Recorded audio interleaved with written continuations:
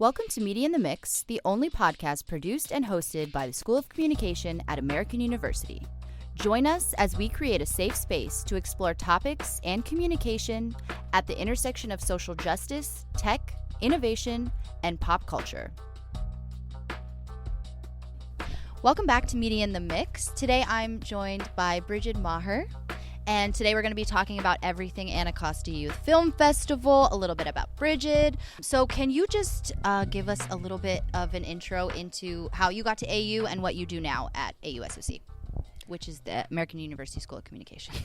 Sure. Thank you so much for having me. Absolutely. I'm a professor in the Film and Media Arts Division in the School of Communication at American University, and I joined AU from Columbia College, Chicago, where I was a professor in 2004. Oh, wow. So I have been here for 18 years. That is a long time. That's awesome. And have you always been a professor here? Have you, dipped your toe in a lot of different things in AUSOC? So I've always been a full-time professor here. Mm-hmm. You know, the remarkable thing about being a professor is that you have the ability to teach various subjects within a specific area, and there's always different opportunities to do various research. So in my time here, I've done anything from co-directed the Center for Media and Social Impact to being interim director for Community Voice Lab, division director for Film and Media Arts. So it's really varied. I'm super excited. Next semester, I'll be teaching a class on Aristotle and film. Oh, so that's it's cool. Really a lot of remarkable opportunities at AU. Can you just give a little sneak peek onto what that'll be? Sneak peek on Aristotle. Yeah, Aristotle and film. It is actually part of a new class called A Good Life. Okay. Using Aristotle's Nicomachean Ethics. Okay. And so I'm going to look at how Aristotle defines a good life and, juxtapose it with the current challenges that we have in the United States and internationally, and also explore it through the genre of storytelling and film. Oh, that's very cool. All right. So you heard it first. You heard it here first. That's awesome. I want to get right into the Anacostia Youth Media Festival and what you're doing with that. How is AUSOC getting involved in making it happen, and what can people look forward to with that? So we're thrilled to be creating the Anacostia Youth Media Festival, which will take place in downtown Anacostia May 19th and 20th. This is really significant because as of July 2022, Mayor Bowser issued the dictate that the Anacostia neighborhood will be the arts and cultural district for Washington. And what is exciting about that is that there's going to be infrastructure and opportunities around the arts, specifically in that neighborhood. Now, I became very interested in founding a youth media festival in Anacostia after I spent the last year volunteering and working with youth at Kramer Middle School at the neighborhood of Anacostia. And I really wanted to expand the reach of having our students in School of Communication, and specifically the Film and Media Arts Division, work with youth in Ward 7 and 8 that are traditionally disenfranchised through systemic discrimination. Through the work of Professor Natalie Hopkinson, we know that the arts funding for Ward 7 and 8 is significantly less than the other wards. That's been proven historically. So it's really important that youth have an opportunity to express themselves artistically, which is why we have it as a media festival where students can submit anything from photographs to games, digital games, to short film and videos, whether they're fiction, documentary, as well as podcasts. That's so cool. Okay, that's fun. So they get to create their own podcast and submit an episode or they submit the whole podcast? Absolutely. If you are under 18, you could submit this podcast. I to wish. The festival. Yeah, I miss those days. That's awesome. Very cool. Who are some other key partners not related to SOC that you're working with that are also helping in making this happen? Is it a collaborative effort? It's a very collaborative effort. I've lived in Washington, D.C. for 18 years, and much of it was in the neighborhood of Brookland in the Northeast. However, 2 years ago, kind of post-COVID, I moved to Southeast DC, and I live in a neighborhood that's actually on the border of Maryland and DC called Fort Davis. But I really wanted to get to know my area because I didn't want to be perceived as somebody who was gentrifying or somebody who was just coming in and not part of the neighborhood itself. So I felt that the best way that I could engage would be to sharing my profession, sharing my skill set. So I knew Principal Shelby from Kramer Middle School from her work as an assistant principal at Ballou a few years ago. So when I moved, I contacted her and I said, you know, what would you be open to having me build out the media infrastructure for your students? Because I had a real concern about building up parity for youth, especially post-COVID, because we heard a lot of stories about how families were really challenged. I know personally, my family had a lot of challenges with education during COVID. I have 2 children with disabilities, and, you know, trying to balance work and at the same time, educating them from home was really difficult. And I'm a university professor. I am the definition of privilege. So in thinking about the community that I live in, I thought, you know, if there is such inequality in terms of access to technology, what was it like for the youth in my community to study online for those 2 years? What are those implications? What is it going to be like for them to transition back after 2 years being online? And so I felt really a calling to see if I could in some way help this next generation. Yeah, that's great. And I guess a good follow-up question to that, especially with some public schools here in DC, what are some resources that you feel public schools are missing, and maybe that can aid in kind of expanding their creativity? So I can only really speak as a volunteer observer, as a parent who has a child in DCPS. And, you know, like in so many situations, it's a squeaky wheel that gets the grease, right? So if you're looking at a school like Jackson Reed, you know, they have parents who come from higher income, have more access to opportunities, and so therefore they have far more resources.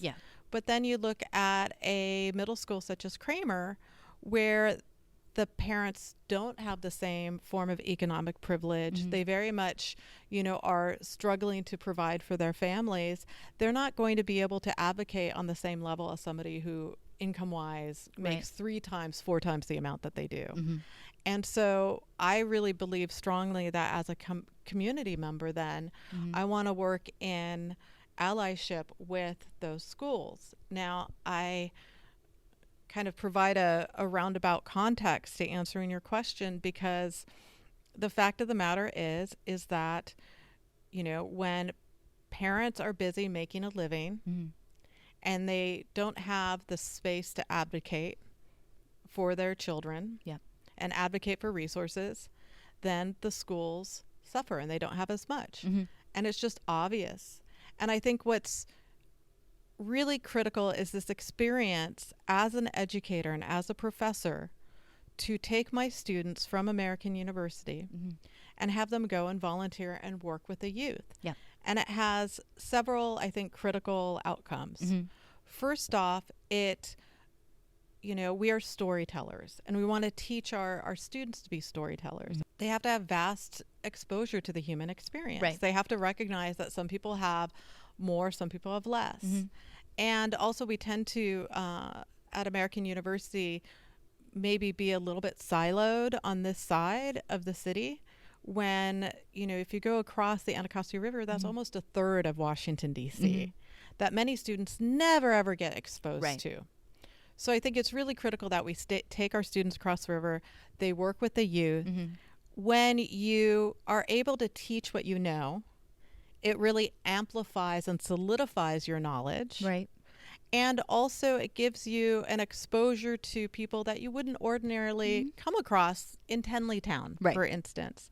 I think it's critical in a university that's dedicated towards public service and making an impact, that we make an impact and we support our communities locally. Yeah. And that means, creating infrastructures where our students can then teach middle school students and work in collaboration with a professor that can explain, certain contexts and certain situations to both the middle schoolers, but then also the college students as well. So it was really that collaboration going into Kramer Middle School, working with a number of graduate students and undergrads. We did a summer camp last summer, which had undergraduate AU film students and graduate AU film students working with middle schoolers. And we also had AU alum come in, and we shot a professional music video. Oh, that's fun. And I think it was such a great experience for the youth to actually see that this is possible and see what it takes. But I think it was an equal, if not more of an education for our American university students, because I think the inequity and the systemic inequity was really shocking. You know, we have all this equipment and yet the elevator isn't working. Right. Why isn't the elevator not working? Well, you have to put in, a request to the DC government. Well, how are those requests made? Right. Who gets service first? Yep. So it's a lot of questions that I think students start to explore that can promote their own sense of what they want to achieve in the stories that they want to tell. Now, you asked the question, who's involved as part of this youth media festival in the community? And I have really made a point of listening. I think that anytime you take on a new position in leadership or you take on a new program, you really should spend the first 6 months to a year just learning about the environment that you're in. Right. And so I really just listened. I had the opportunity last year to come in and work with a co-teacher while working with the kids, getting to know what their stories were, what their challenges were, what brought them hope. And that was such an enriching opportunity. So I really was working with Kramer Middle School and the incredible teachers and staff that work there. I also had the opportunity to get to know Ron Moten, who is the founder of the DC Go-Go Museum and Cafe and Don't Mute DC, along with Professor Natalie Hopkinson. I've been working with our new director of youth outreach, Lelania Abner, who has been really, really instrumental in introducing me to a number of different people who are really on the ground. Right.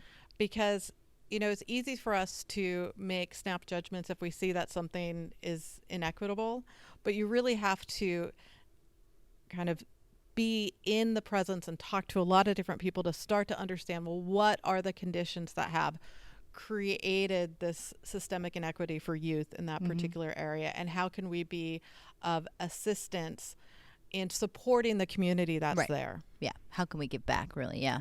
And you kind of answered this a little bit, but if you can expand on anything, feel free to. But basically, how has kind of including the students, and I know some staff members, we have PhD students, so we have students from really all walks of education, which is awesome. But how do you think that's definitely aided in, I say definitely because I know it has, but how has it aided in their experiential learning, these, combining their educational experience here at AU with real world experiences? Well, I think that film itself lends itself to project-based learning or experiential learning. And I think it's also really important that because film students are going to be working in the professional world with a wide variety of people and telling a wide variety of stories, we need to know how to be on the ground and, again, listen and be present and be active in working with diverse communities. And so I think by providing the opportunity for them to, go in and teach workshops as part of the Anacostia Youth Media Festival, mentor students there, they'll gain a better understanding of what role they want to take on as storytellers when they graduate, and the type of work that they want to do, understanding that media really is, and film really is, the 21st century art form and way in which we communicate. Right. We look at all the TikTok videos and all the social media. And so how do you want to go with it? Mm-hmm. Because one of the challenges that happens in today's society is that, youth are on Instagram, and if somebody unfriends you, that automatically implies they're not your friend in real life. Right. Yeah. Or if you have an argument on social media, sometimes the youth take it to the street. So we know that media can have impact for good or bad, right. depending on, I always say, depending on how it's wielded. Mm-hmm. And having this experience of working with youth that may have different backgrounds will really help students have a better understanding of how they want to use media to create a social impact. Right. And what stories they want to tell. Right. That's awesome. And kind of a follow-up to that. So I noticed you mentioned two things, which was the mentorship program and kind of workshops that you may do. And I know one that stood out to our office, honestly, was the game design workshop, because we don't really talk a lot about game design. So can you kind of elaborate a little bit on that so everyone can just get a sense of kind of what happens in these workshops? Absolutely. So I have the privilege of being able to teach in the game program as well as the film and video program. I originated with an interest in fiction filmmaking when I went to film school at Northwestern for my MFA, but it was in the mid-90s when we were really shifting technology that had been really prohibitively expensive to more consumer brand computers, etc., such as, interactive narratives and, even CD-ROM authoring and everything like that. So I was exposed to interactive narratives fairly early on. What is exciting about this is that the fact of the matter is, and the game faculty will tell you, games actually market-wise, as well as viewers or users or players, is a much larger industry than motion pictures. Us motion picture professors don't necessarily always talk about this, but the game professors often remind us that that's the case. And so the fact of the matter is that kids these days, they watch short format content. Yeah. They don't necessarily watch, television shows or movies. Definitely the alpha generation is the TikTok, YouTube generation. And what they do, how they do interact with media is through games, whether it's through, mobile gaming or utilizing, for the more kind of hardcore, the PC gamers or console gamers. This really is, whereas like we are the 21st century language is the visual language of filmmaking. Definitely the way in which we interact with the world is through games. Yeah. I think what's remarkable about the Film and Media Arts Division is that we are very interdisciplinary by nature because we're always telling stories about something. It's not just the camera. The camera is used as an instrument. Vertov called it the kino eye, the film, the eye of the camera. Yeah. And so as part of that, exploring games and game development is a natural exploration and evolution of linear storytelling. Yeah. And because we have such a fabulous game center and I have the opportunity to teach in the games program, it made sense that we should offer, as part of our workshops on May 20th for the Youth Media Festival, an intro to gaming. Yeah. And so as a way of recruiting students to get excited about the Youth Media Festival, and also for students who want to submit but may not have the skill sets, we've been offering workshops. So we've been offering smartphone filmmaking workshops and intro to gaming workshops. We did an intro to game workshop in person, but also online. And I will say, hands down, that's by far the most popular workshop. And we're also holding another workshop for the festival itself on the 20th. That doesn't surprise me that we're kind of starting to just work with the world that the new generation lives in, and it's a very short attention span, and you kind of have to get the important information out. I could definitely see how visually media is definitely changing, and even games. I noticed that there's a lot more immersive options now, and it's kind of mixing that world of like real and immersive, and people can get involved. So it's a real interesting time for game design. I think it's exciting because you have you have the challenge of game mechanics versus the narrative. And it's not so much that they're in opposition with one another, but you have to make the how-to of how the game works and the rules and everything like that support the narrative, support the storytelling. And so it's very much related to storytelling, but then also in a way takes away the control Right. that the storyteller has, because you put it in the hands of the player. And that's Right. pretty exciting. And that's in line with, I think, what a lot of youth are used to, especially when you think of the 2 years that they spent online. Yeah. They're inherently doing interactive work through the computer. Yeah. And so, this is just another evolution of that. I would say that youth definitely got exposed to media in a way that was very concentrated. Yeah. And during COVID, and so it's going to be interesting to see what the outcome's going to be of all that exposure in 5, 10, 15 years. For sure. We know from the industry perspective that there is a focus on much shorter content and shorter narratives, for sure. And that there's a loosening of, what streaming means and how the youth get access to their media. Yeah, and distribution now is like there's so many avenues versus what was kind of your traditional distribution path back in the day. There's a lot more that you can get involved in nowadays. Yeah, absolutely. And at the same time, I think if you look at the independent film world, which is a discussion for another podcast, it's also very troubling because it's difficult now with we had a moment where there's a lessening of gatekeepers when people began to cut the cord, and now we see the increase of gatekeepers. And so I think that also is why it's so critical for students to get early exposure to media literacy and hands-on experience, and understand hands-on experience with filmmaking equipment, but then also understanding the impact that media can have. Yeah. And how messages can be deeply influential. I mean, if we just look at the January 6th riots, that's an example right there of how narratives can be spun into an insurrection. Right.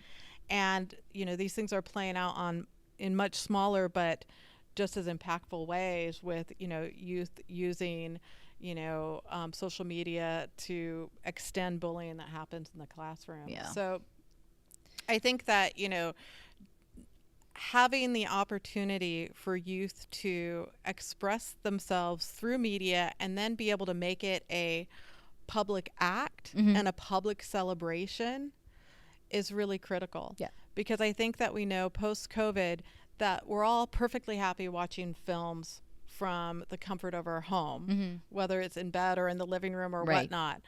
But we have to rethink then what's the significance of having a public screening. Yeah. And I think it's for discussion and it's for creating connection, because that connection is something that we really lost during COVID. And when I was working with the youth of Kramer Middle School, who really inspired me to do more and really inspired me to want to do a youth media festival in conjunction with the youth, where I'm just there to provide the skill set, but they're driving it. It made it really, again, a calling for me to support these students, the youth, to tell their own stories as a way of helping them process what has been happening in this world the last few years. Storytelling's around trauma. You go on, I don't want to sound like, a lady at this point, but we are really at a precipice right now in terms of questioning who we are as communities. Yeah. Because we're so divisive. People are feeling really disenfranchised and not heard. So I think that having festivals and having gatherings are more critical than ever in order to create a sense of connection. And so I really hope that an outgrowth of this festival is that youth who have never heard of Anacostia or perhaps have never driven through Anacostia are exposed to this rich and beautiful historical neighborhood. They get to celebrate with other youth that may come from different backgrounds but share this common language, and that they can learn from one another. And even furthermore, I think it's important to have intergenerational learning. And so whether that is learning from a college student who's 5 years older, or a grad student who's 10 years older, or a professor who's 30 years older, being able to be exposed to different people's stories and different experiences is only going to help them grow and also see what is possible. Yeah. And the learning happens on both sides of it too, which is very cool. I think there's always room to grow and to learn, no matter if you're teaching or learning in the moment. So that's very cool. I feel like it aids everybody. I always feel that as a professor, I'm always learning more than my students. I mean, that's the real privilege to have my position. Cool. Is that I'm constantly in the position of learning. That's awesome. Brigid, thank you so much for joining us today. Can you just let everyone know where to go if they want to learn more about the Anacostia Youth Media Festival? Yes, they can just go to anacostiayouthmedia.org. Okay, and we'll include any important links you'd like us to include in the description as well. Thank you so much. I'm grateful. Thank you so much. And if you'd like to check out this episode and other episodes of Media in the Mix, go to Apple Podcasts, Google Podcasts, Spotify, or wherever you get your podcasts. We are now a video podcast on Spotify, so that's very exciting. And if you'd like to donate to SOC, go to giving.american.edu. And that's a wrap.